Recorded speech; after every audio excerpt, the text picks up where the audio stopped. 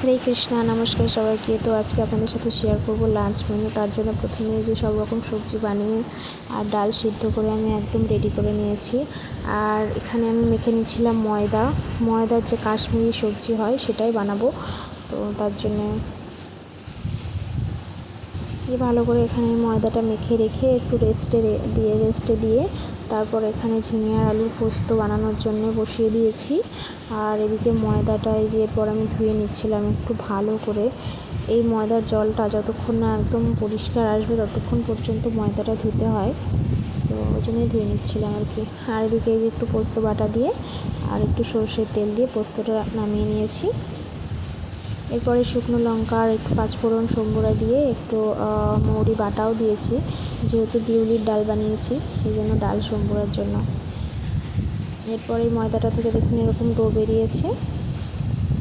এদিকে আমার বেগুনি ভাজা হয়ে গেছে। আর এবার আমি এগুলো ভেজে নেব। এই ময়দাটা এই যে এইভাবে ভেজে নিতে হবে পকোড়ার মতো। এদিকে আমার শুক্তো একদম রেডি। আর এইভাবে এই যে আলু দিয়ে আর এই ময়দা দিয়ে এইভাবে কষে নামিয়ে নিলেই ময়দার সবজিটা রেডি হয়ে যাবে। তো ওই যে দেখুন আমাদের ভগবানকে দর্শন করুন। আর এখানে ভোগ লেগে গেছে, ভোগও দর্শন করুন। হরি বল। ভিডিওটা ভালো লাগলে একটা লাইক করবেন। হরে কৃষ্ণ।